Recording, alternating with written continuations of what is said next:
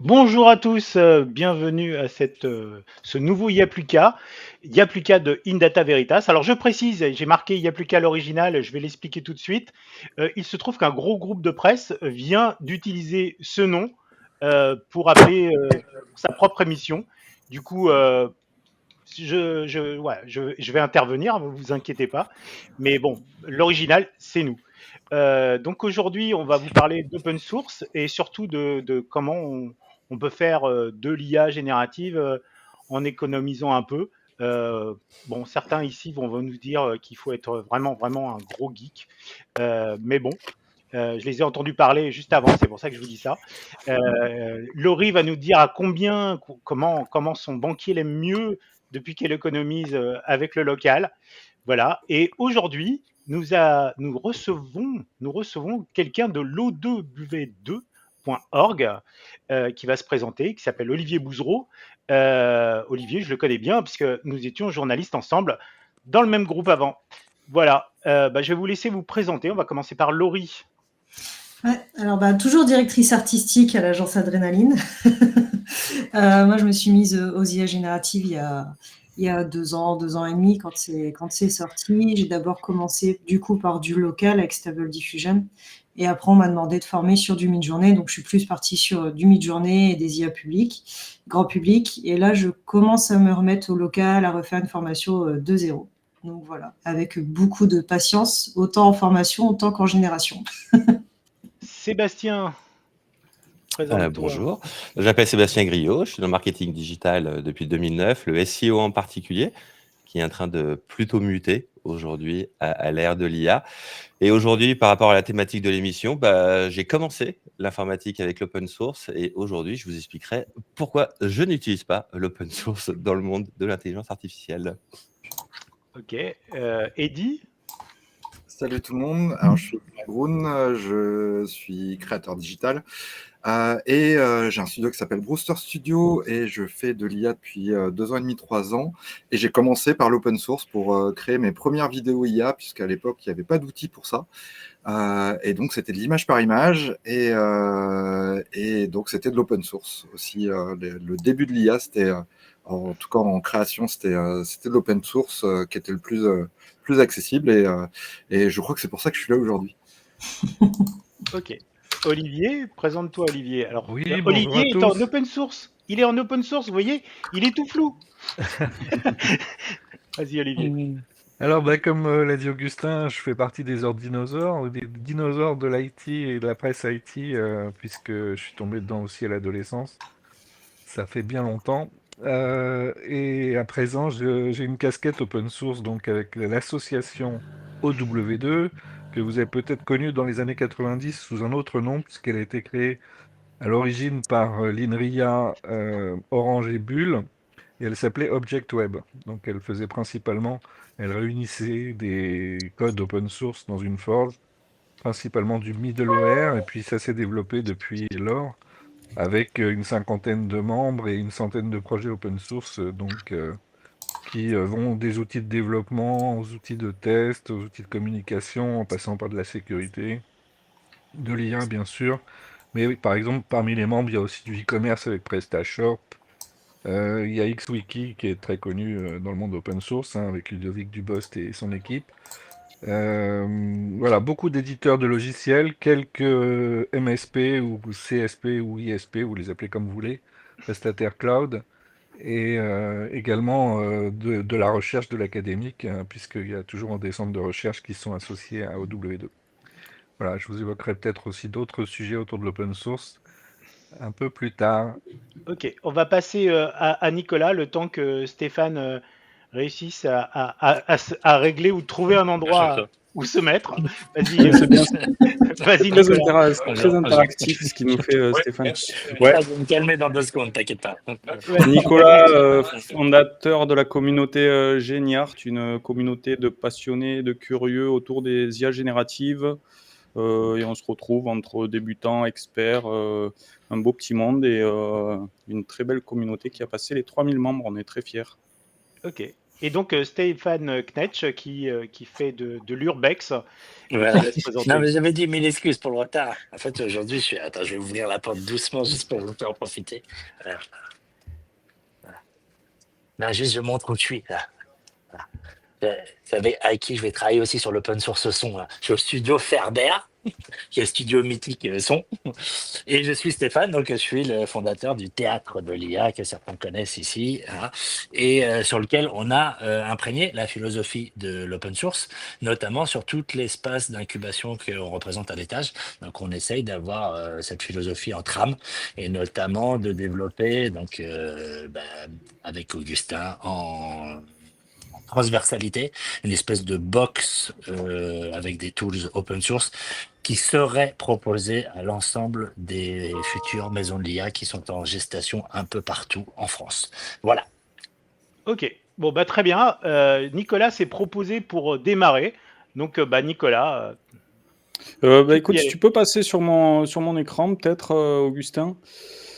Je vous présentais un petit peu tout ce qui permet à un débutant de alors pas mon écran, pas celui-là. Alors attends, ouais, évidemment, si je fais pas la démarche de mon côté. Ah, il y a l'urbex qui continue. Ah ça y est. Je vais vous présenter en fait un peu toutes les solutions qui aujourd'hui permettent de faire de l'open source chez soi de façon assez facile. Je vous prends cette image parce que ce matin, FreePic a déconné, Midjourney a déconné. Euh, c'est vraiment le bon jour pour faire cette émission.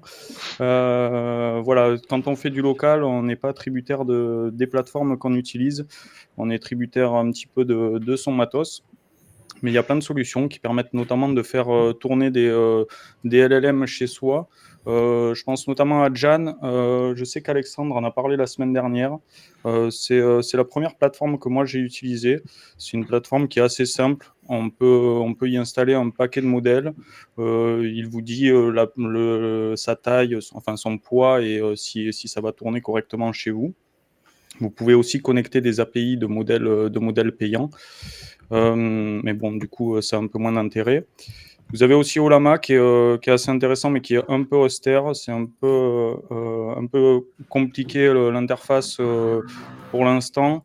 Ceci dit, il y a une très belle mise à jour qui a été faite, c'est que maintenant, ils acceptent les modèles multimodaux, c'est-à-dire qu'il va y avoir la gestion des fichiers, vision, etc., directement en local. Et moi, celui que j'utilise, que je préfère, c'est LM Studio, qui est aussi un gestionnaire de LLM. Donc pareil, vous pouvez installer une fioritude de LLM. Je vous fais défiler la liste. Il y en a vraiment beaucoup. Pareil, vous avez le poids, savoir si ça va fonctionner sur votre machine ou pas. Bon là, celui-là fait 120 gigas, c'est un peu gourmand. Mais voilà, vous avez des modèles qui sont vraiment bien, qui tournent bien, auxquels on peut donner des instructions, comme l'équivalent d'un GPTs en fait. On lui donne des pré-instructions à notre utilisation et il en tient compte pour les réponses. Ensuite, pour des plateformes un petit peu plus larges qui ne font pas que du LLM, je vais vous parler de Pinocchio.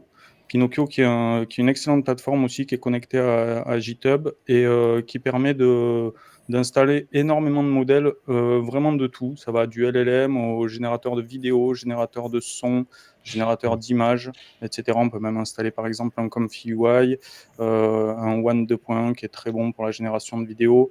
Enfin voilà, c'est vraiment une grosse bibliothèque de projets open source, du coup qu'on peut installer chez soi. Alors il faut être bien armé évidemment en termes de machines, mais ça permet vraiment de faire des choses intéressantes en local sans dépenser un rond en abonnement quelconque. Je voudrais Et rajouter un truc sur Pinocchio. Un des gros Ouais. avantages, effectivement, c'est que ça permet d'avoir des installs super simples parce que Pinocchio englobe l'installation. Par exemple, si on veut installer un Comfy UI sur sa machine, faut quand même suivre un petit peu les directives de GitHub et tout. C'est pas forcément à la portée de tout le monde si on a zéro connaissance dans ce genre de process. Pinocchio permet de simplifier vachement ça. Exactement, ouais, c'est un clic, on clique, ça installe et après, Ouais. bon, il y a des fois quelques petits paramètres à régler, mais c'est vraiment, ça simplifie vraiment l'installation de tous ces modèles, effectivement, ouais, comme le souligne Eddy. Et ouais, du coup, c'est très simple d'utilisation, hein. Vous installez le logiciel et il est connecté directement. Ça, c'est la bibliothèque qui propose. Et voilà, si je veux installer One 2.1, je clique dessus, download et c'est parti, quoi. Donc, Ouais, puis c'est il a vraiment. l'avantage de faire les mises à jour aussi régulièrement. Ouais, exactement, ouais. C'est assez récent, mais ouais, depuis quelques mois, il fait les mises à jour. Avant, c'était pas le cas, il fallait tout réinstaller à chaque fois, c'était un peu chiant. Mais là, maintenant, ça se développe et c'est de plus en plus plébiscité. Le C'est comme un dernier dont... gestionnaire de package. Ouais, voilà, c'est ça. Ouais. Ouais. Le dernier dont je vais vous parler, qui est plus orienté image, c'est Stability Matrix. Je l'ai pas ouvert. Oh, ça fait Si longtemps c'est que je l'ai ici. pas vu celui-là. Stability Matrix, c'est intéressant, ça permet notamment d'installer comme UI aussi, mais d'installer aussi d'autres modèles. Peut-être Laurie vous en parlera un petit peu plus. Moi, ça fait un petit moment que je ne l'ai pas ouvert, mais j'utilisais pas mal à un moment donné. Ce qui est pas mal, c'est qu'il est connecté à Civitai, donc vous avez tous les modèles. Enfin, d'abord, vous avez toutes les interfaces qui permettent d'utiliser notamment du Flux ou du Stable Diffusion, ou d'autres choses d'ailleurs, hein. Là, on a un Coq Studio, par exemple, directement sur votre machine. Et ensuite, on va avoir les checkpoints. Alors, je me méfie parce qu'il y a des fois du contenu un peu... Non, Ouais. ça arrive jamais. Non, ça J'avais devrait ouvert une aller. page, je suis restée soft dessus parce que t'oses Non, pas mais s'ouvrir en fait. il y a un filtre, normalement, donc ça doit être bon. Mais Ouais, voilà, vous mais pouvez là, ça installer... commence à se dénuder là. Ouais. Vous pouvez installer tous les LoRa, les checkpoints, etc. depuis directement Stability Matrix. Ce qui est pas mal aussi dans cette solution, c'est que en fait toutes les interfaces que vous allez utiliser vont centraliser les modèles. C'est-à-dire que si j'utilise des modèles sur ComfyUI et que je les utilise sur Forge ou sur autre chose, je vais pas être obligé de dupliquer mes modèles qui prennent généralement pas mal de place sur le disque dur. Donc, c'est une solution assez intéressante aussi pour tester tous ces modèles qui les rendent assez accessibles assez facilement. Ouais. Voilà, il y a Civitai, il y a aussi l'intégration de GingFace et Open Model IDB, je ne connais pas, donc je n'en parlerai pas. Mais voilà, c'est encore une plateforme qui permet de vraiment simplifier l'accès à toutes ces solutions locales, comme toutes celles qu'on vient de voir. D'ailleurs, Civitai et GingFace, pour ceux qui s'intéressent à l'open source, c'est vraiment les deux adresses à connaître, justement pour aller chercher les modèles, pour aller chercher les LoRa ou tous les workflows. Même on peut trouver des workflows, on peut trouver pas mal de solutions en fait. Même la plupart, l'install de ComfyUI par exemple est dispo sur GingFace. Si vous vous intéressez à l'open source, c'est les bonnes plateformes pour aller fouiller. Tout à fait. Ok. Olivier, tu as d'autres plateformes à nous souligner? Alors, moi, j'ai rien à vendre, hein. Je suis représentant de simplement une communauté open source. Mais effectivement, j'ai fait intervenir des chercheurs récemment dans des tables rondes autour de l'IA et ils m'évoquaient certains de ces outils, notamment le studio, qui permet effectivement de charger non seulement des LLM, mais peut-être des modèles plus compacts, plus restreints. Et tous, effectivement, aussi pointent le fait que les configurations, ça prend du temps. Et c'est souvent ça qui freine les projets, l'époque, dans les entreprises aussi. C'est Ouais. les mises à jour, les configurations de ce qu'on fait autour de l'IA en interne. Ce qui est Oui, Nicolas? intéressant aussi avec toutes ces plateformes, c'est que souvent vous avez de grosses communautés derrière. Là, ils ont toutes les solutions que je vous ai montrées, à part peut-être Pinocchio, ils ont tous un serveur Discord derrière. Donc il y a des grosses communautés, il y a des questions-réponses. Enfin, je veux dire, si vous êtes bloqué sur quelque chose, il y a toujours quelqu'un pour répondre. Donc voilà, on avance pas tout seul dans son coin, on avance avec tout le monde et ça permet aussi parfois de franchir des étapes plus rapidement. Ouais. Tout à fait. Ouais. Et si on n'a pas les bonnes machines pour faire tourner ces LLM, il y a moyen de les faire héberger sur autre chose que sa machine locale? Il y a Laurie pourra Runpod peut-être. qui existe. Oui, il y Je a parle aussi en créa parce que nous, du coup, tout ce qui est vidéo et tout, faut vraiment avoir une bonne machine, ce que je n'ai pas. Mais par exemple, on a Runpod où tu peux louer une sorte de serveur en fait et du coup installer ton ComfyUI et tes workflows dessus et faire tourner dessus et tu payes à l'heure en fait. En gros, tu mets un montant de départ que tu pourras pas dépasser. Et ensuite, tu laisses tourner à l'heure et puis t'arrêtes. Faut pas oublier d'arrêter ces serveurs, bien sûr. Pas faire la même connerie que moi. J'avais mis 15 €, heureusement. Mais j'avais juste oublié d'arrêter mes serveurs. J'ai reçu un mail. Youhou, t'as oublié d'arrêter tes serveurs. Ah oui, mais ça va, c'est que 15 euros. Donc. Ouais, il y a plein de solutions, hein. Il y en a d'autres, hein. Moi, je suis partenaire de Sync Diffusion, qui est une boîte américaine qui propose donc un environnement cloud où, donc, pour le coup, tu travailles avec des outils open source, mais sur une plateforme qui, elle, n'est pas open. Donc, tu es sur des serveurs cloud. L'avantage, c'est qu'ils ont des super bonnes machines derrière avec des grosses cartes graphiques. Pareil, tu payes à l'heure. Et sur Sync Diffusion, ce qui est pas mal, c'est que tu configures le temps que tu veux. Par exemple, tu dis, je veux te faire tourner pendant une demi-heure. Tu sais directement combien ça te coûte. Et il te propose de faire tourner les modèles que tu veux. Il y a Replicate aussi qui permet de faire ça. FAL, pareil, c'est des plateformes qui te permettent d'utiliser des outils open source qui sont le gros avantage pour la plupart, c'est t'as pas d'install à faire puisque tu es directement en ligne. Tu as des machines qui sont surpuissantes parce qu'elles sont sur des serveurs en ligne. Le coût, forcément, et tu payes le coût de connexion et le temps que tu passes. À la différence, c'est que tu as exactement les mêmes outils en local. Le truc, c'est que là, c'est à toi d'acheter la bonne machine pour faire tourner tout ça. Ok. Stéphane, qu'est-ce que vous avez installé, vous? Justement, nous, on est en train de réfléchir à mettre en place les premières salles de création IA. Donc, d'ailleurs, Eddie, je te fais un petit coucou au passage. Il y a en fait deux demandes aujourd'hui. La première demande qui est la salle de création que tout le monde veut avoir parce que le prix des licences commence à être trop cher sur ce qu'on appelle les licences en SaaS. Donc tout simplement des clients qui veulent comparer aujourd'hui et les coûts deviennent exorbitants d'avoir des licences qui te permettent d'avoir accès à tout. Donc Runway, Kling, machin, ça dégaine à tous les étages. Donc ça, on a une station qui est la station Créa IA en modèle SaaS traditionnel.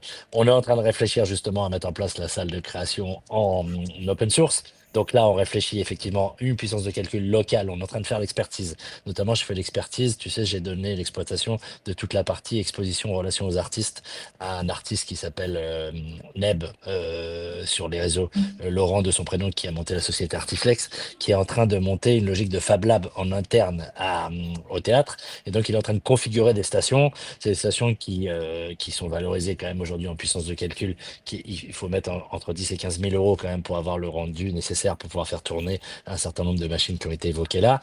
Donc c'est le travail qu'on est en train de faire aujourd'hui. Et on a une deuxième solution qui est de réfléchir effectivement, de proposer une solution total cloud et qui rejoindrait les réflexions que vous venez de faire, notamment les outils qui ont été cités par Eddie sur du replicate et de pouvoir permettre à tout à chacun, à distance, de pouvoir prendre la main là-dessus. La grosse difficulté qu'on a aujourd'hui, parce qu'il y a une énorme demande, surtout en France, où l'open source est quand même poussé. Si tu étais à la Madines Keynote il y a 15 jours, tu vois que c'est carrément une initiative gouvernementale poussée par ce qu'on appelle l'univers macronien. On a des puissances quand même assez intéressantes en France, avec notamment le succès de Hugging Face, qui montre que ces modèles-là sont des modèles sur lesquels il y a un modèle économique viable. Et derrière, depuis le rapport Villania, une vraie poussée aujourd'hui sur ce qu'on appelle la souveraineté. Grâce à l'open source, on peut redevenir peut-être souverain, au moins de la base knowledge ou en tout cas de ces données. Donc une vraie initiative qui est mise en place. Je pense en France à l'initiative de QTI. QTI, c'est quand même intéressant parce que même si c'est CMA, AGM, c'est regroupé autour de lui quand même des acteurs assez puissants que sont un SAAD en puissance industrielle et puis un Schmidt avec l'expertise Google qu'il y a derrière. Et puis, sur l'infrastructure IT, nos amis qui back up tout ça derrière.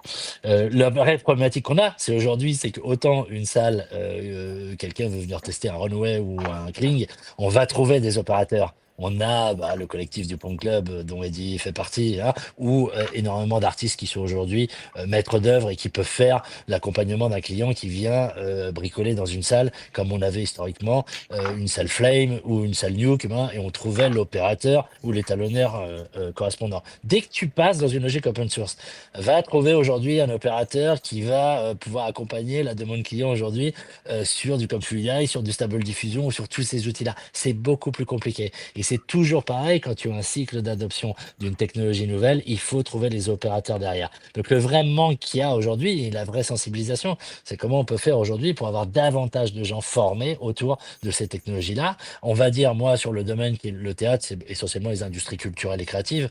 Donc c'est Stable Diffusion comme FluAI qui revient systématiquement. Ce sont l'espèce de combo un peu gagnant qui serait aujourd'hui le plus malin de miser dessus.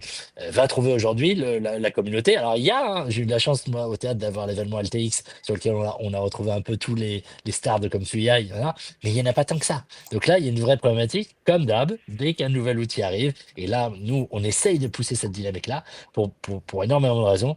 Là, ça va être le rôle à jouer, dire comment on forme les gens aujourd'hui à ces outils-là. Hein, parce que tu vas pas trouver énormément de gens disponibles pour pouvoir accompagner la demande de marché qui est pour le coup réelle. Olivier, Et tu je veux rajouter quelque chose? Oui, justement, on parlait beaucoup de gouvernance des données auparavant. De plus en plus, il faut parler de gouvernance des IA, hein, à présent, parce qu'il va y avoir une orchestration de services. Vous voyez, par exemple, quand on cherche à faire un petit workflow, ne serait-ce qu'avec NV10, ben, on rajoute des clés d'API à droite à gauche. Finalement, on invoque des services, on ne sait pas trop où ils tournent parfois, et tout ça, il faut le gérer. Et c'est comme la gestion des dépendances dont on parlait tout à l'heure.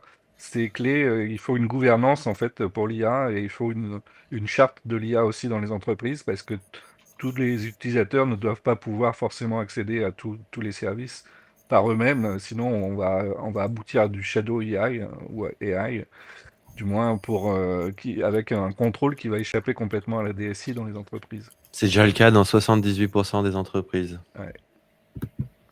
Bah, il y a plusieurs choses en plus qui rentrent en ligne de compte. Moi, dans ma production créative assistée par IA, donc j'utilise aujourd'hui beaucoup plus d'outils SaaS parce que plus simple, plus efficace, avec des workflows qui sont très limite automatisés, automatisables. Une des problématiques d'utiliser de l'open source en local. Alors, ça a beaucoup d'avantages en termes de contrôle, en termes de liberté, en termes de possibilités techniques. Ça prend pas mal de ressources machines locales. Mais une des grosses difficultés, justement, c'est de maintenir les mises à jour, de maintenir la stabilité.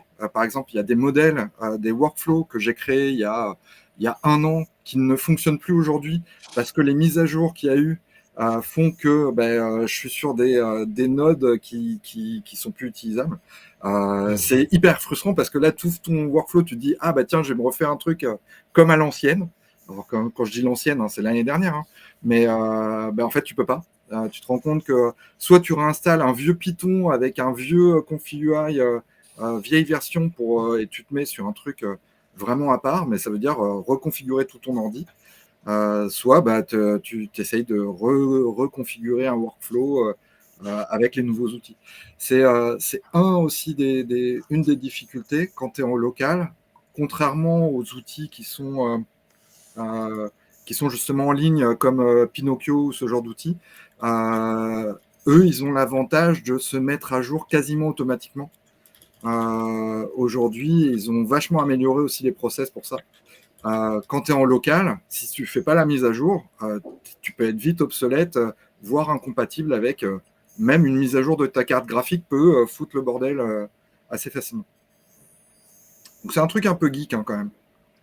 Ouais, après, ça s'est quand même vachement simplifié, notamment, je pense, l'utilisation de config.ui. Bon, si tu veux pas totalement mettre les mains dans le cambouis, comme on dit, tu récupères un workflow, tu fais un glisser-déposer dans ton workspace et tu as le workflow qui s'affiche en entier, en intégralité sur ton workspace à toi. C'est quand même, je trouve l'approche quand même assez simple par rapport à tout ce qu'on peut faire avec. Il y a vraiment des possibilités énormes et c'est pas inaccessible. Beaucoup pensent que voilà, ça va être compliqué, etc. Alors oui, il y a des choses qui sont compliquées, il y a des choses qui sont hyper simples, quoi. Oui, tout à fait. C'est Une fois vraiment que tu as compris la logique, c'est pas si compliqué. Il y a Ludovic là qui disait justement la préservation des données. C'est un des trucs essentiels pour moi sur l'open source, c'est ça. C'est le fait que tu es en local et tu peux avoir des choses hyper confidentielles et qui ne sortent pas de ta machine, qui ne sont même pas en ligne. Tu peux bosser hors ligne sans problème. Il y a un autre truc aussi, un autre aspect qui pour moi est presque plus important et qui a été un des arguments sur l'un des premiers clips qu'on a fait. C'est le fait de bosser en local sur des machines locales et de le faire vraiment en maîtrisant tout le process. C'est l'aspect écologique. C'est qu'on a pu bosser sur une maîtrise déjà une maîtrise des données, mais surtout une maîtrise de l'impact qu'on pouvait avoir sur des envois de données ou d'utilisation énergétique. Il y a des mesures de ça? Eddie, il y a des mesures? C'est Ouais, mesurable? tu mesures avec ne serait-ce que ta consommation informatique de ton ordi, quoi. Si tu as un ordi qui fait 500 watts, tu sais que tu consommes 500 watts et le temps qu'il est allumé, c'est assez facile à mesurer. Tu as des outils pour ça. Par contre, tu oublies quelque chose dans ton calcul, c'est que ton ordinateur, ce qui consomme le plus d'eau quand on utilise l'informatique, c'est pas l'utilisation, c'est la fabrication des puces électroniques. Donc du coup, comme mais c'est toi, pareil tu pour fais les tourner serveurs. Oui, sauf que ton serveur, il est mutualisé entre plusieurs utilisateurs. Et c'est là aussi où... Ouais, tu as quand même besoin d'un ordinateur pour y accéder, même si c'est une plateforme en certes. ligne. Certes, mais je dirais que d'un côté, enfin bon, voilà, c'était juste un détail. Oui, non, mais c'est sûr que après, ça reste si tu regardes par rapport à l'échelle de toute la consommation énergétique, de ne serait-ce de faire ce stream maintenant, c'est Oui, mais si on s'était réunis tous au même endroit, ça aurait coûté beaucoup plus cher en empreinte carbone. Ça dépend. Si on vient chez toi, oui. Non, chez Olivier, c'est à l'autre bout. Ah ouais. Laurie, c'est à l'autre bout. Les autres sont à Paris, Montpellier. Quoi. Il y a beaucoup de gens un peu partout là. Donc ça aurait coûté vraiment, vraiment cher. Hein, ouais, ça aurait coûté cher. Voilà. Ok, on va passer à une démo de Laurie, si tu veux bien, Laurie, histoire de que ça fasse pas trop coup glove pour les gens. J'espère que ça fasse peur les nœuds. Alors s'il vous plaît, n'ayez pas peur, ne partez pas. Je vous en supplie. Donc on voit quoi là? J'ai lancé ma génération. On voit rien, c'est surtout ça. Ah oui, oui. Attends, on va zoomer. Parce qu'on peut zoomer dans ce workflow, ne vous inquiétez pas. Donc, en fait, ça, c'est toute une série de nœuds. Donc, pour vous présenter, c'est ConfUI. Donc, ça, c'est un workflow qui a été retravaillé par un membre de la communauté de Genia Art qui m'a gentiment aidé parce que sur la communauté de Genia Art, vous pouvez vous lancer dans le local et vous avez des gens qui vous aident, qui répondent à vos questions. Et ça, c'est plutôt cool parce que quand on est une petite geek comme moi et au final... on essaye de s'y mettre et on se dit waouh, je comprends rien, qu'est-ce que c'est de ça? On met pas les bons modèles, on met pas forcément les bons samplers, etc. avec les bons modèles et on est perdu. Et du coup, ça nous aide quand même. C'est quand même un sacré soutien. T'as une grosse fenêtre rouge et tu sais pas pourquoi? Ouais, c'est ça. Ouais. Après, en fait, c'est un peu ce que disait Nico, c'est que le local, c'est vrai que c'est au début, c'est compliqué à s'y mettre parce que on voit plein de nœuds partout, on comprend pas ce qui se passe, on teste des trucs, on va changer un truc, il n'y a plus rien qui fonctionne, on obtient une image grise, etc. Et des fois, le truc il s'arrête, on obtient des erreurs, mais à force d'avoir les erreurs et à force de les résoudre, en fait, après, ça devient un réflexe. En fait, moi, quand j'ai une erreur, je me dis, ok, si j'ai une erreur, tout de suite, je vais aller voir ici. Et je me dis, ok, là, j'ai une erreur qui s'affiche, il manque un modèle ou il manque quelque chose et je sais direct dans quel modèle, dans quel dossier je dois le mettre, en fait. Et c'est des réflexes qu'on a de plus en plus, en fait, à force de l'utiliser. De ce côté-là aussi, ça s'est quand même vachement simplifié, notamment avec le manager que tu as en haut, le Comfy Manager, il te dit quand un nœud n'est pas à jour, voilà, il va t'indiquer quel fichier télécharger. Enfin, ça s'est quand même vachement simplifié comme ConfUI, même si ça paraît un peu austère comme ça. Il y a beaucoup de choses qui se règlent à peu près assez facilement, quoi. Ouais. C'est surtout qu'au début, le manager n'était pas automatiquement installé. Ouais. C'était un module qu'il fallait installer en plus, donc maintenant c'est packagé directement dans ConfUI. ConfUI s'est beaucoup amélioré là-dessus, effectivement. Et après, ça sert à quoi, ConfUI? C'est l'environnement nodal. Ça sert à faire quoi? l'environnement que nous montre Laurie, là, c'est un environnement nodal. Et donc, tu as des boîtes que tu peux relier les unes aux autres et ça te fait un chemin de process, de workflow. Et donc, tu as plein de choses. Vas-y, Et en Laurie. Le fait, but du jeu, chaque boîte a sa mission. Par exemple, Mmh. ici, tu vas avoir le modèle qui est Flux1-dev, donc qui fonctionne sous licence si vous l'utilisez commercialement, je tiens à le préciser, contrairement à Schnell. Mais ça, c'est des modèles que vous pouvez retrouver si vous utilisez FreePix. C'est un des modèles les plus performants aujourd'hui, je trouve. Ici, il va permettre de guider le modèle en fait dans la création. Ici, on va avoir tout ce qu'on appelle les LoRa. Donc là, j'en ai 4. Je vais avoir le LoRa réalisme qui va pousser le modèle à avoir des résultats beaucoup plus réalistes. Ici, j'ai un modèle Digicam. Donc là, c'était au niveau rendu photographique. J'ai mon modèle Orina. Donc c'est mon influenceuse que j'avais fait et qu'il faut que je continue depuis des mois et des mois. Et j'ai le modèle armure de Orina en fait. Donc du coup, quand j'active les 3 LoRa, en fait, on va avoir du coup ces propositions d'images où en fait j'ai Orina qui est toujours dans la même armure et qui va suivre le prompt qui est ici. Donc ici, on va rentrer notre prompt. Ici, on va voir tout ce qui est dimension de l'image au final, le nombre d'images que l'on demande. Et que je dise pas de bêtises, ici, ça permet de convertir les images, enfin le code ConfUI du coup en images réelles. Et ici, il va y avoir 4 paramètres importants. Donc, on va avoir le nombre de steps. Donc, c'est le nombre. C'est un peu comme Midjourney, en fait, où quand vous faites l'image, elle apparaît petit à petit. Ben, le nombre de steps, c'est ça, en fait. C'est le nombre de fois où l'IA va revenir sur l'image pour continuer à la créer. Le CFG, c'est moins on en met et moins le prompt est respecté. Donc, plus on donne de liberté à l'IA.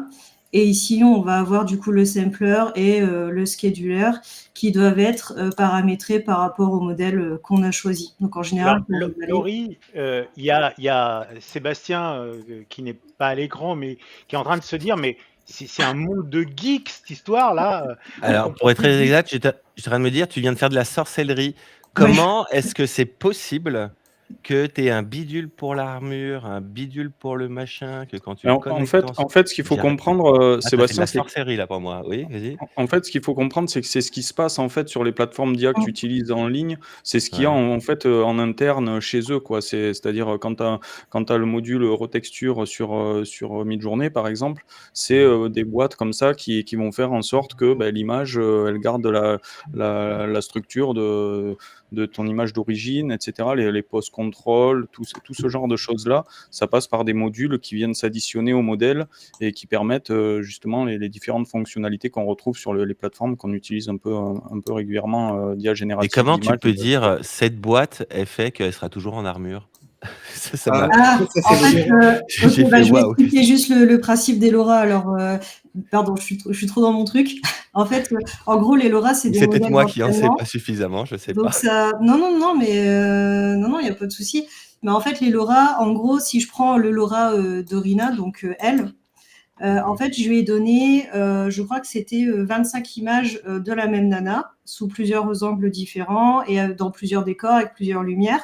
Et j'ai fait un entraînement de la nana, ce qui m'a donné du coup un fichier donc qu'on appelle JSON, donc sous un certain format, qui va réunir en fait ce modèle-là. Ça veut dire qu'en fait, quand je mets ce modèle et quand je fais appel à ce modèle du coup dans mon prompt, en fait, il sait qu'il doit générer cette nana-là et ce sera pas une autre nana en fait. En gros. Et ça marche exactement pareil pour l'armure. C'est génial. L'avantage du LoRa, c'est que tu peux en super. créer pour plein de choses. C'est un peu comme l'omniréférence dans Midjourney ou la référence d'éléments dans Kling ou d'autres outils. Sauf que, comme là, il a été entraîné, tu mets un trigger word, donc là, en l'occurrence, Orina. Quand tu l'appelles, ton prompt est capable de dire « Ok, j'ai mon LoRa qui est associé, j'ai le nom qui est appelé, ça veut dire qu'il faut que j'utilise ces éléments-là pour le personnage. » Après, ça, c'est pas le modèle. Les LoRas viennent s'ajouter au modèle. Le modèle, Ouais. ça reste FluxDev. Et D'accord. les LoRa doivent être entraînés sur ce modèle-là si on veut utiliser avec Flux, en fait. Ouais, Parce d'accord, que je vois qu'il y a marqué le t'as- mot tenseur à la fin, safe tensor.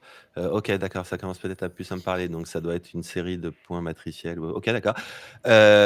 C'est absolument passionnant, je ne savais même pas qu'on pouvait faire ça. Donc en fin de compte, le but du jeu, c'est de développer comme ça plein de LoRa qu'après on va pouvoir venir connecter, et ça va devenir notre environnement de travail au Pas quotidien. forcément. En fait, ça peut être. Ah. Tu as plein d'autres choses. Je vous Le lo- montrerai quelques petits trucs après.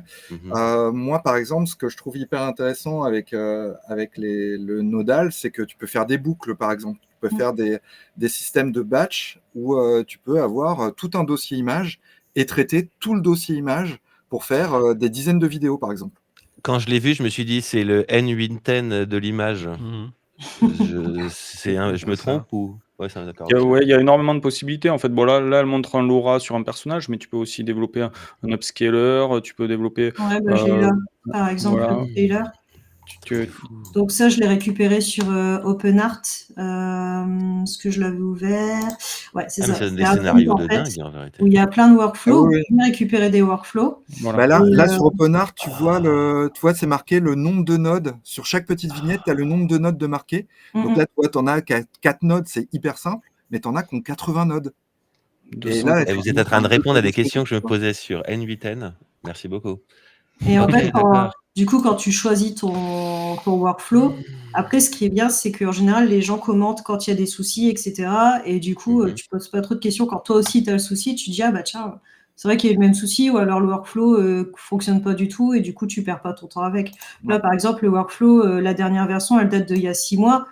Bah, tu peux dire que là, quand tu vas te mettre dans Conf.ui, que tu as mis à jour comme moi il y a 3 jours, et que du coup, tu as des notes qui fonctionnent plus, et que tu essayes de chercher comment les remplacer, comme disait Eddy, tu sais très bien qu'il y a un risque à ce que le workflow il fonctionne pas du tout en fait. Ouais. Donc il faut aussi voir les versions.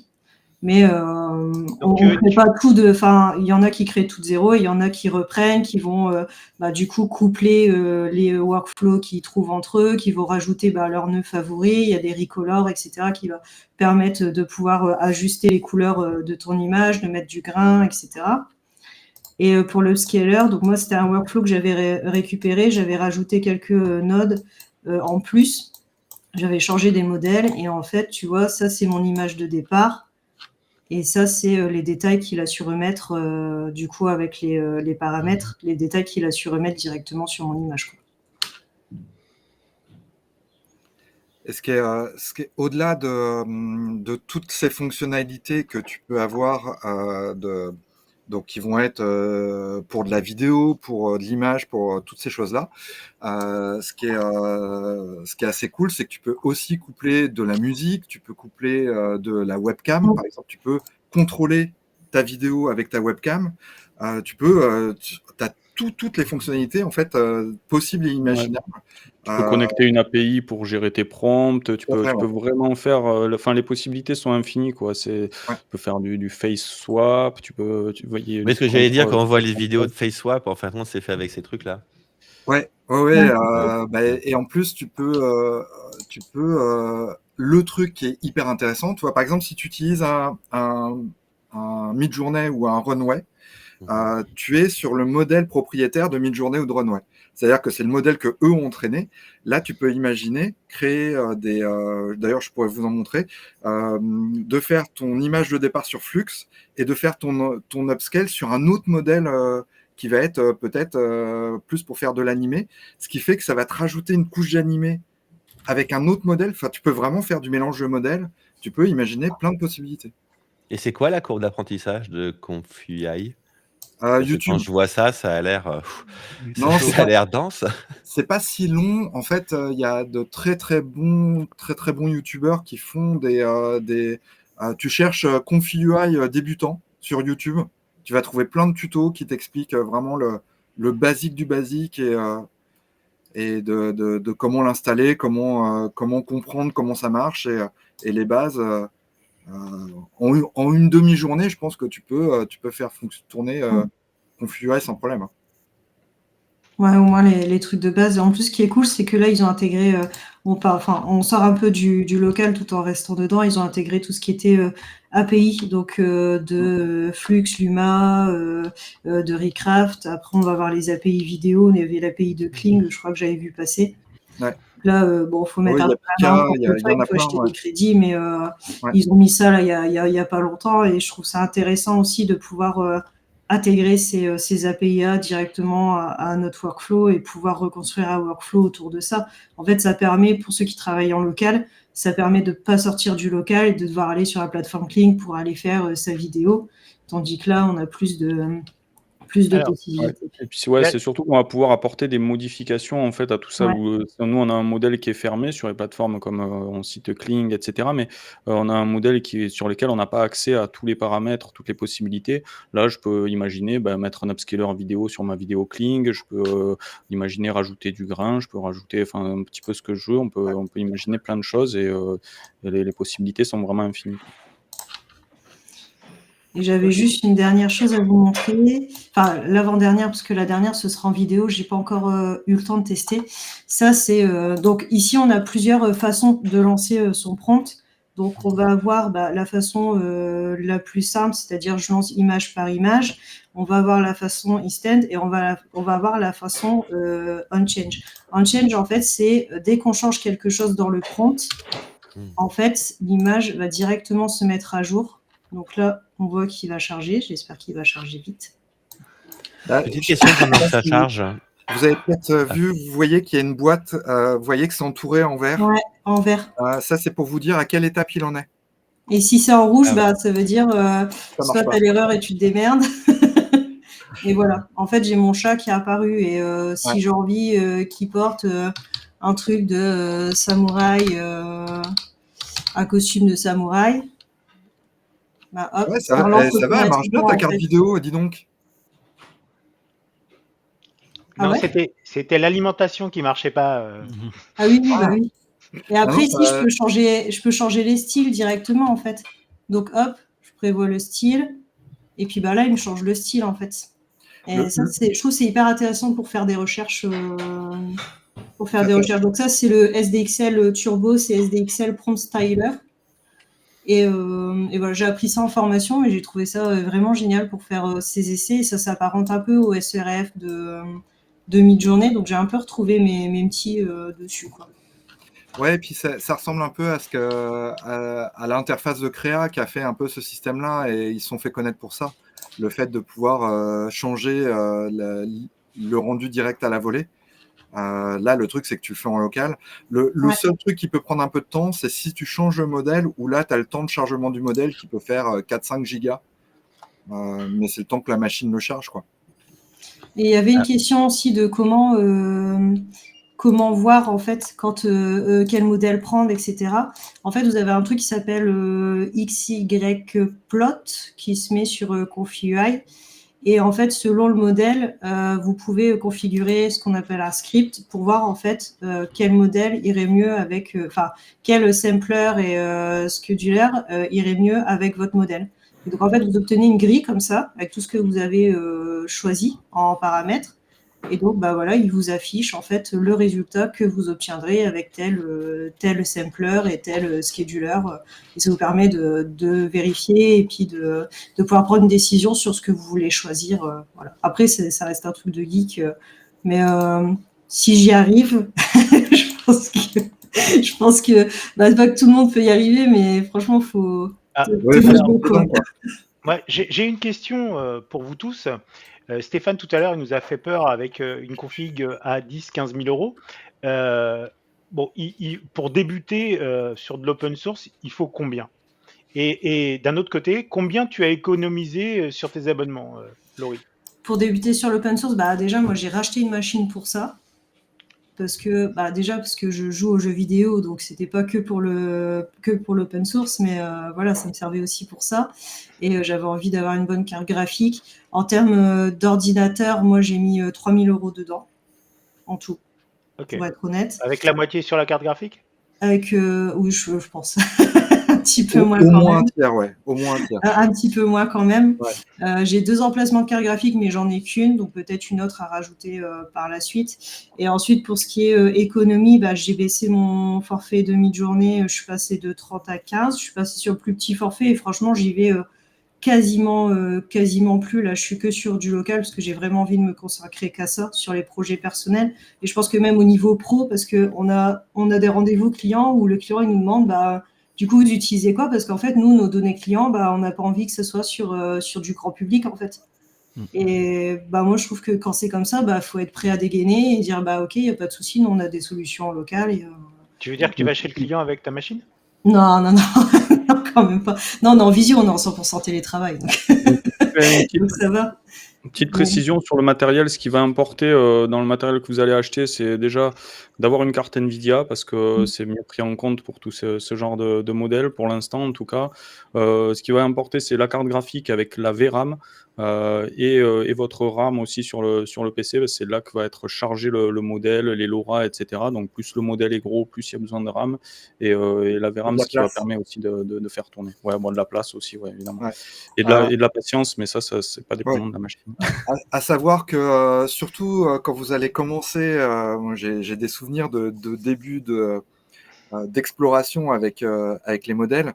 Tu passes pas mal de temps sur GameFace et CVTI à télécharger un peu tous les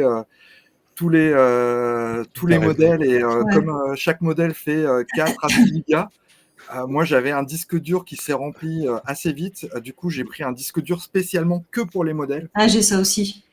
Parce que ça se remplit très vite et c'est surtout que les modèles, ils ont tous des noms à coucher dehors, donc tu sais plus lequel est lequel. Donc c'est pareil, super bien organiser les dossiers et tout, parce que sinon. Et puis des fois, tu récupères des workflows et puis le mec a changé le nom du modèle. Ouais. Et là, tu dis, mais je ne trouve pas ce modèle. Et en fait, en commentaire, il te dit, non, mais en fait, le modèle, c'est ça. Et le nom n'a rien à voir, en fait. En fait, oui, un truc à savoir, par exemple, dans ConfUI, ce qui est hyper bien, c'est que tu peux récupérer, par exemple, une image qui a été générée par ConfUI. Dans les métadonnées de l'image, tu as tout le workflow qui est dedans. Ce qui fait que si tu glisses, déposes dans ton ConfUI l'image, ça te met le workflow, ça te l'affiche. Et ça, c'est assez intéressant. Moi, ça m'arrive des fois de plus savoir quel était le workflow que j'avais utilisé, mais je sais que cette telle image avait un workflow qui était cool, donc je peux remettre mon image et ça me ressort le workflow. Et depuis la mise à jour, tu peux aussi enregistrer tes workflows dans une liste de favoris. Ouais. Et oui, ça, ils ont fait parce que dès que tu en trouves un bon, tu dis ok, celui-là, je le garde jusqu'à la prochaine mise à jour. On verra si ça fonctionne encore ou pas. Il y avait juste une dernière chose que je voulais vous montrer. Je vais juste demander de diffuser la vidéo, Augustin, et je vous explique après. C'est sur Invoke AI. J'ai pas eu le temps de me former dessus, mais je trouve que c'est hyper intéressant pour les artistes et les graphistes.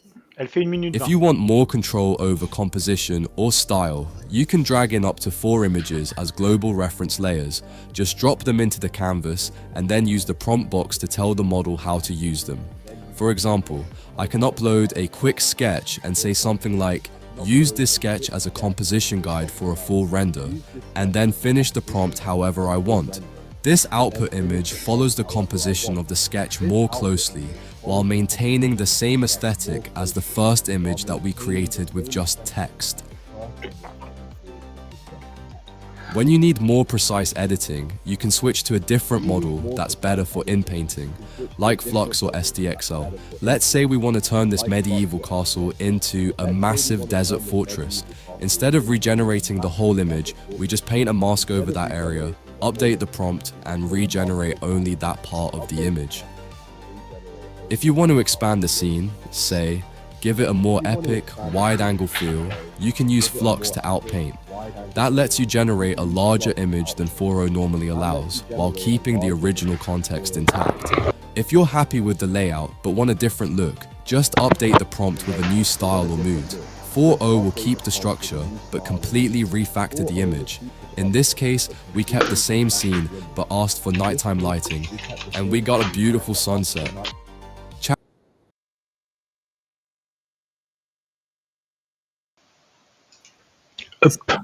J'ai trouvé ça hyper intéressant comme comme modèle, donc faut que je me mette dessus. Là, c'est de l'open source, hein, c'est au même titre que ConfUI, c'est encore autre chose à part. Vous pouvez l'installer sur Stability Matrix sans problème.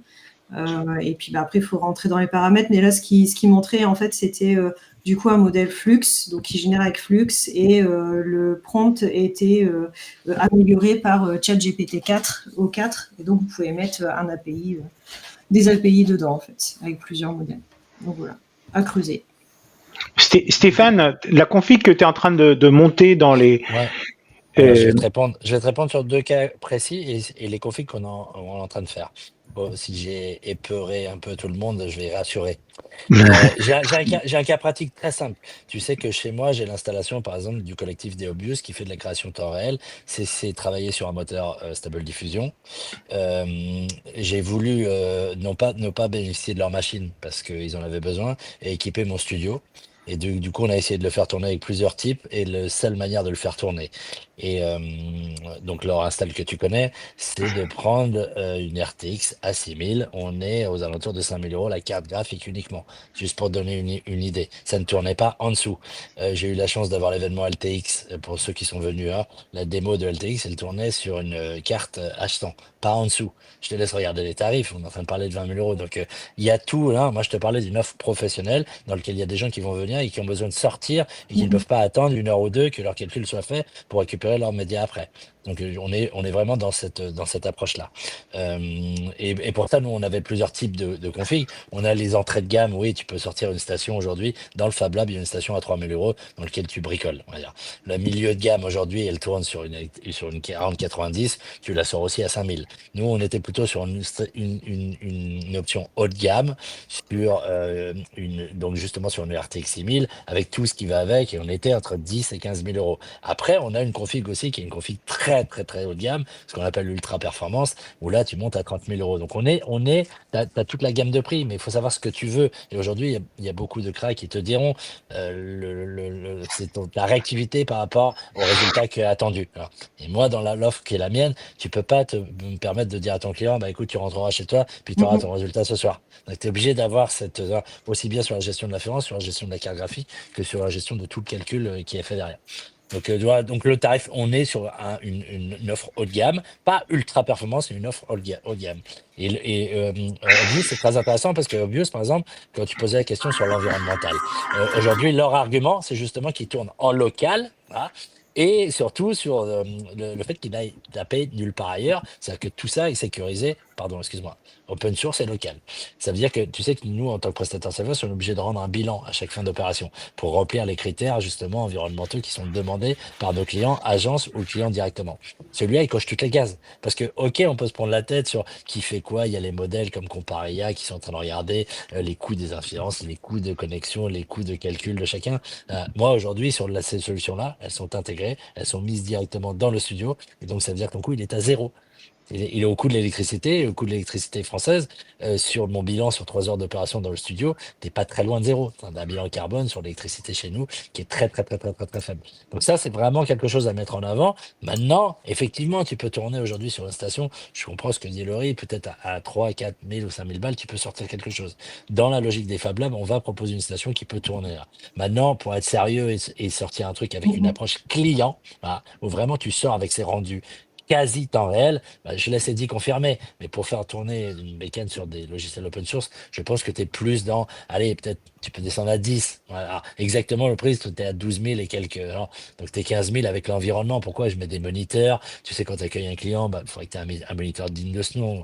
Donc tout la config complète, tu es plus aux alentours de 15. Voilà. Ok. Olivier, là, tel qu'on l'entend, là, on a l'impression que l'open source allait te faire diminuer ton budget. En fait, là, non, il te l'explose, ton budget. Pour les clients, hein, je parle bien, pas pour jouer à la maison. Personne n'a jamais dit que l'open source était gratuit. Hein. L'open source, il y a des développeurs, il y a des chercheurs, il y a des individus qui passent du temps derrière. Et la moindre des choses, c'est de contribuer. Donc, on peut contribuer avec de la documentation, avec des templates, avec des workflows. Aujourd'hui, on peut contribuer de multiples façons à des efforts et à des projets open source. Et effectivement, prendre uniquement l'open source par le biais du coût, à mon avis, c'est pas le bon calcul à faire. Il vaut mieux effectivement essayer de faire un POC déjà et voir si ce POC peut s'industrialiser, entre guillemets, se déployer à une échelle un peu plus importante en fonction de son activité. Et à ce moment-là, on peut commencer à réfléchir, à projeter, à simuler des coûts sur 2, 3, 5 ans et voir comment ça évolue. Mais ça évolue tellement vite que c'est très très difficile de se projeter en fait. Ok. Moi, Après, je dirais plus que le coût, en fait, l'avantage de l'open source, c'est des workflows qui peuvent être entièrement personnalisables, avec des paramètres qui peuvent être vraiment affinés sur les modèles de LoRa, sur même d'autres paramètres, ce qu'on ne peut pas faire forcément avec Link. Par exemple, quand on lance une génération, il y a des paramètres auxquels on n'a pas accès, donc il y a plus de personnalisation. Et après, je dirais, il y a une sécurité des données clients aussi. Le client est plus rassuré d'avoir ces données sur une machine privée que d'avoir ces données sur une IA chinoise, quoi. Donc, je dirais que c'est les trois choses, les trois avantages. Ouais, c'est ça, c'est surtout le contrôle qu'on va avoir, bon, au-delà de la confidentialité des données. Parce qu'il faut voir que quand, enfin, sur les plateformes que nous, on utilise en ligne d'IA générative, on va chercher l'upscaler chez Magnifique, on va chercher notre génération d'images sur Midjourney, on va faire notre vidéo chez Kling. Du coup, voilà, on utilise plein d'outils, alors que là, on peut tout centraliser. Après, en termes de coût, c'est pas nécessairement moins cher parce que, comme l'a dit Stéphane, il y a un investissement qui est quand même important et qui va devenir obsolète aussi avec le temps. Alors que notre abonnement, ils gardent toujours leur serveur pour répondre aux demandes serveurs. Donc le serveur, il va pas se retrouver en rade du jour au lendemain. Et il risque pas de cramer. Enfin, il y aura toujours de la ressource. Donc voilà, pour moi, c'est pas nécessairement une question de coût, c'est vraiment une question de contrôle, de personnalisation, de workflow, etc., qui est importante à prendre en compte dans tout ça. Ouais. Je vais vous montrer une petite séquence vidéo que je vais vous commenter. Et je dirais que le libre et l'open source, c'est aussi permettre de bénéficier à l'humanité des avancées de tout ce qu'on fait à l'intérieur. Parce que c'est avant tout ça, hein, c'est le fait de pouvoir voir, redistribuer. Alors à l'humanité, je sais pas, Sébastien, mais tu regardes que les plus grosses entreprises aujourd'hui, elles mettent leur modèle à disposition en open source. C'est aussi pour les faire améliorer par la communauté et puis ensuite en proposer des payants. C'est ce que fait Flux avec ces modèles bas de gamme entre guillemets. Et puis qui ensuite propose des modèles payants qui ont été affinés avec tout justement ces retours de communauté et d'amélioration de modèles. Ouais. Parce que moi, je te parle de free open source. Mais ils sont gratuits. Hein. Les modèles qu'ils mettent à disposition sont gratuits, mais ils s'en servent eux ensuite pour leur modèle payant. Ok. Eddy, ouais. Je ne sais pas si vous voyez mon écran, puisque du coup, je vois le point. Nous, on voit une petite souris. Ouais. Alors, pour vous expliquer, par exemple, une typologie de workflow que j'ai utilisée. Là, en l'occurrence, l'image a été générée dans Midjourney, mais j'aurais pu très bien l'utiliser, la générer directement avec un Flux dans Config.ui. Et de ça, en fait, j'ai créé des vidéos. Donc à l'époque avec SDXL. Donc ça, c'est un petit peu à quoi ressemble un des workflows. Donc la première partie en haut est l'image to vidéo. Je vais essayer de revenir dessus. Hop. Cette partie-là. Donc la partie en haut, donc on est sur l'image qui est en haut à gauche. Donc avec tout le modèle, donc tout ce premier bloc est pour la génération de vidéos. Donc c'était du SVXC à ce moment-là.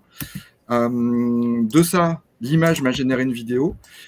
Et ensuite, j'ai tout un workflow pour l'upscaler et l'amélioration du rendu. En fait, dans la même séquence. C'est-à-dire qu'au final, de l'image de départ, donc ça, c'en est d'autres que j'ai généré, je ne sais plus si c'était dans Midjourney. Mais en gros, tout ça a été généré en une fois. C'est-à-dire que j'ai fait un dossier avec toutes mes images de petits animaux comme ça. Et tu as fait un batch. Tu as fait un batch. Quoi. Ouais, j'ai fait un batch, j'ai lancé les rendus, et le lendemain matin, j'avais toutes mes animations. D'accord. Ça, c'est une possibilité que nous offre un Config.ui. Une autre possibilité. L'avantage aussi, si je peux me permettre, Eddy, c'est que l'hiver, ça te chauffe ta maison. Exactement. Donc ça, je vais passer un peu toute cette première partie. Donc tout ça, c'est du Et du vous pouvez le classique retrouver sur, multi-on upscale. on peut le retrouver sur Indata Veritas. Je me rappelle avoir écrit un article dessus. Ah oui, c'était il y a un moment hein, déjà. Elle a bien Et grandi, la petite souris, hein, quand même. C'est ça. ça, pour vous dire, c'était un moment où j'essayais d'avoir le plus de réalisme possible, alors qu'on est vraiment sur des outils vidéo où il n'y avait pas grand-chose, du SVD, mais là, l'idée, c'était de pouvoir justement faire du mix de modèles. Donc ça, c'était le premier rendu de SVD. Donc on voit que c'est pas toujours super quali, il y a des artefacts, il y a beaucoup de choses un peu bizarres. Et du coup, en faisant l'upscale, j'ai utilisé des modèles images et vidéo, c'est-à-dire que j'utilise l'image en entrée qui est, elle, est quali, la vidéo un peu bizarre qui est moins quali, mixe les deux avec les deux modèles, avec le modèle d'image et le modèle d'eau, pour avoir une vidéo de meilleure qualité, en image de départ. C'est comme si j'avais fait un morphing de l'image, de mixer l'image avec la vidéo. Et donc là, vous voyez, c'est des résultats qui sont très très aléatoires suivant les modèles. Et au bout d'un moment, on arrive à avoir quand même des résultats qui sont quand même assez bluffants pour l'époque. Bon, maintenant, on fait beaucoup mieux avec les outils SAS, hein. Mais ça, c'était il y a plus d'un an. Après, il y a Topaz. SVD, c'est le nom d'un modèle. Comment? SVD, c'est le nom d'un modèle. Pardon, vas-y. Vas-y. Non, Oui. vas-y. je t'en prie. SVD, c'est Stable Video Diffusion. C'est Stable Diffusion, en fait, qui a créé son modèle vidéo. Merci. Et donc, du coup, maintenant, tu as Topaz aussi vidéo qui existe, que tu peux acheter. Bon, pas forcément faire une mise à jour, parce que je crois que c'est 120 balles de mise à jour par an. Donc, c'est pas trop du local non plus, mais ça tourne quand même sur ta machine et qui va embellir tes vidéos et puis rendre un rendu HD, du coup. Tout à fait. Ok. Je peux partager quelques ressources, Augustin, si tu veux bien.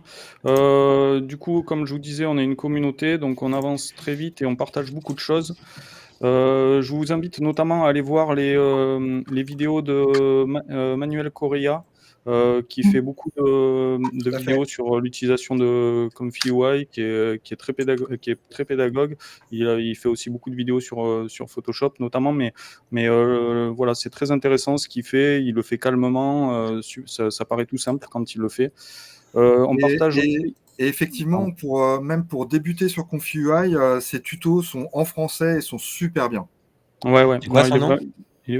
Manuel Correa, et la chaîne s'appelle AI and Pixel. Vous pouvez les retrouver. On a un salon YouTube sur le Discord, et vous pouvez filtrer avec le nom de sa chaîne pour voir ses vidéos. Sinon, vous allez sur sa chaîne YouTube directement, allez mettre des likes. Il mérite. Et sinon, ce que je voulais vous montrer aussi, c'est qu'on répertorie un petit peu toutes les IA génératives qui sont sur le marché. Et donc, par exemple, si je veux les IA génératives qui sont open source, je vais aller cliquer ici sur open source. Donc là, je vais avoir un petit peu tout ce qui se fait. Et si je veux, par exemple, de l'IA open source vidéo, voilà, je clique sur vidéo et là, je vais avoir toutes les IA open source vidéo qui sont disponibles, que j'ai répertoriées. Ça peut être sur du son, sur de la musique, etc.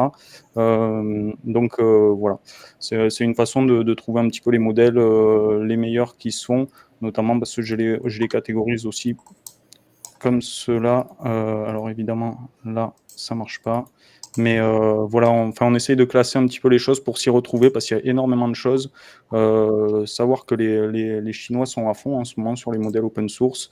On retrouve notamment les modèles de Tencent et d'Alibaba qui font un carton, notamment je pense à One en vidéo qui est vraiment excellent et qui permet énormément de choses. Je vous montre peut-être juste une toute petite démo très rapidement. On va regarder juste les deux. Il part de l'image au-dessus, et du coup avec son workflow, il arrive à faire. Donc là, par exemple, ce que vous avez au milieu, juste avant, ce qui était en noir et blanc, c'est ce qu'on appelle une def map. Là, le petit bonhomme filaire qu'on avait avant, c'est de l'open pose. C'est des choses qui sont utilisées et en 3D, en animation, Et le troisième est plus apparenté à du motion capture.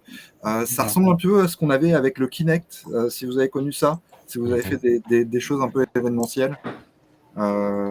Ça permet, en fait, c'est différents types de contrôle. D'ailleurs, il y a un des outils dans ConfUI qui s'appelle ControlNet, qui permet d'utiliser ces paramètres pour modifier les vidéos, modifier les images et en faire des vidéos. Ouais, exactement. Et puis, donc, du coup, là, avec le modèle One 2.1, on peut faire des choses comme on voit sur Kling avec les fonctionnalités Elements. Alors là, je sais pas pourquoi il n'y a plus rien, mais voilà, il y a vraiment beaucoup de choses qu'on peut faire. C'est la limite, c'est nos compétences et les possibilités sont vraiment infinies. Donc, n'hésitez pas à vous renseigner là-dessus. C'est très, très intéressant, l'open source. Dans le même à ordre exploiter. d'idée, il y a l'IA, donc pour créer des modèles 3D, il faut voir ce que fait la Blender Academy, enfin toute la communauté Blender 3D, ça évolue très très vite aussi à ce niveau-là. Il y a des modules d'ailleurs de ConfUI qui sont open source dans Blender. Blender aussi est open source. Et Python. C'est hyper intéressant, effectivement. Ouais, pour Unreal Engine aussi, on peut générer pas mal de petites choses pour Unreal Engine pour construire ses maps, etc. Donc c'est cool. Et après, si vous êtes hyper chaud avec ce genre d'outils, vous pouvez même créer vos propres modèles, vos propres nodes, vos propres outils et relayer par la communauté et augmenter. Il y a plein de choses. C'est un peu sans limite l'open source. Là, si je peux me permettre, Augustin, je vais rajouter un petit truc, une petite anecdote sur les propos de Nicolas. Parce que, en général, quand il y a un débat sur l'open source, on démarre toujours par la définition de l'open source, qui est un truc un peu nébuleux. Moi, je m'étais amusé à référencer parce que, comme tu l'as compris, moi, on va dire, je suis niveau 1 en open source. J'étais niveau 0, j'augmente. Hein. Depuis que j'ai le théâtre de l'IA, on a décidé d'impulser ça. Donc, je me fais éduquer, notamment par les gens que j'occupe chez moi. Donc, j'avais commencé à lister. Et puis, par exemple, le réflexe le plus naturel en France, c'est d'intégrer en open source le moteur Llama, de l'intégrer directement là. Ou d'aller chez un Mistral, par exemple, qui est reconnu comme l'opérateur français open source. Puis là, tu t'aperçois que les puristes, en fait, ils prennent la liste de Nicolas et te disent ça non, ça non. Et en fait, il y a des difficultés parce que non, lui, il est open weight. Ah, tu peux m'expliquer la différence? Maintenant, il rend pas ses modèles accessibles sur le code source, mais seulement sur l'utilisation. Ah, ok, d'accord. Lui, il est seulement, ouais, les poids. Lui, c'est la licence commerciale, c'est-à-dire, je sais pas, c'est gratuit. La licence non, MIT. regarde bien. C'est pas bien Llama, MIT, c'est la peste. Ouais. Oui, c'est là. Non, mais Llama, par exemple, tu as vraiment l'impression que c'est gratuit. Pas tout à fait. T'as un nombre, si tu as un modèle qui tourne sur Llama et que tu fais plus de, je crois que c'est 100 millions d'utilisateurs. Donc, c'est la marge, elle est haute. Hein. Et derrière, tu passes sur un modèle payant. Tu citais Unreal open source. Non, pareil, tu peux l'utiliser là, mais 1 million de chiffre d'affaires, tu payes aussi. Donc, il y a plein de subtilités et tu t'aperçois que tu décoches toutes les cases. Tu te dis, bah finalement, lui, il l'est plus. Mistral, il l'est plus. Le machin, il l'est plus. Et les modèles chinois, open source, hein, mais pareil, souverain, non, parce que pas rendre accessible. Tu sais, dans les vrais critères de l'open source, les puristes, je pense qu'Olivier en fait pareil, tu dois avoir accès à tout. Le niveau de partage, le niveau communautaire, le machin. Hein. Et donc là, du coup, c'est intéressant parce que finalement, La tu vraie t'aperçois que partie c'est de l'open plus. source, c'est la Oui, redistribuability, c'est le fait de oui, pouvoir exactement. toucher le code et le Exactement. redistribuer Voilà. à qui tu veux. Voilà. C'est vraiment Exactement. Voilà. le Voilà. Et fondement donc, du truc. Et donc ça, c'est intéressant parce que tu vois, on essaye de référencer les outils, puis tu t'aperçois que si tu suis les critères, ben, il en reste plus énormément. Et donc ça c'est marrant parce que ça rejoint la vraie définition. Il y a eu ça sur le projet Qt aussi. Hein. C'est jusqu'à quel moment tu vas et jusqu'à quels critères tu vas. Et là, je pense que c'est important aussi de bien éduquer les gens sur justement cette différence-là. Qu'est-ce qu'on a le droit de faire là. Et notamment, moi, il y a une question qui revient tout le temps. C'est comment tu gagnes de l'argent. Parce que moi, tout le monde m'a dit. Tu vas voir l'open source à un moment donné, ce qui est compliqué, c'est que tu te tires une balle dans le pied parce qu'à un moment donné, on est tous là pour faire de l'argent. Et ça, c'est une vraie question qui revient systématiquement. Comment tu arrives à faire? Et moi, je trouve qu'on a un exemple en France qui était assez intéressant. Donc, un monsieur qui était aussi à la Madines Keynote, qui est un monsieur qui a monté une boîte qui s'appelle Probable en France. Hein. Et Probable, en fait, le dit tel quel. On dit, nous, on a un modèle à suivre qui est le modèle américain de Red Hat. On a eu l'open source dans l'IT. Ça s'appelait Linux. Linux, à un moment donné, il y a une boîte qui s'est distinguée en disant, c'est bien beau de mettre les outils en open source, mais la réalité, c'est 98% ou 99% du marché ne sera pas ou ne voudra pas être expert sur ces solutions-là, voudront les utiliser. Là. Donc il y a une surcouche d'expertise à mettre. Ce qui a fait une des boîtes leaders qui était, donc qui s'appelait Red Hat aux États-Unis, qui a fini par se faire acheter, je crois, 35 milliards de dollars par un IBM quelconque à un moment donné dans son cursus. Donc le vrai modèle, c'est ça, c'est de dire ces outils-là, il n'y aura pas de rentabilité, ne développez pas, on ne vous demande pas de développer un modèle fondation en open source. Utilisez ces modèles et rajoutez votre surcouche en expertise. Et ça, je trouve que c'est intéressant aussi dans l'éducation à faire sur le travail de l'open source. Il ne s'agit pas d'être dans le domaine du rêve, on est aussi là pour faire du business, et il y en a, alors, juste amener cette surcouche et cette expertise-là. Donc ça, c'est, je pense, un truc essentiel aussi à prendre en compte, c'est quel est le rôle et qu'est-ce qu'on peut développer dans la stratégie aujourd'hui gouvernementale. On a pris tellement de retard qu'on ne va pas se mettre à développer un modèle fondationnel, on le sait bien, et même l'utopie autour de Mistral en est la démonstration. C'est plutôt dire comment on peut construire aujourd'hui cette valeur ajoutée par rapport à l'existant. Donc ça, je trouve intéressant. Et après, dernière petite anecdote rigolote. Tu me Oui. tends la perche, juste une Pardon, parenthèse. vas-y. Le PDG de Probable, Yann Lechel, sera à la conférence annuelle de W2 le 17 juin et il va être keynote speaker. Donc on lui permettra et on lui posera des questions avec plaisir. Alors, tu sais que c'est intéressant parce que moi, passionnant, j'ai discuté pendant 1h30 avec lui et il m'a présenté un de ses ingénieurs qui est le monsieur qui a monté Scikit-Learn. Et Scikit-Learn, c'est j'ai plus combien de 10 millions d'utilisateurs par mois. C'est un modèle français d'open science qui émane de l'ENRIA qui est extraordinaire. Donc, on est en capacité de savoir faire ça en France. Et après, il faut juste développer les modèles économiques qui vont autour de ça. Là.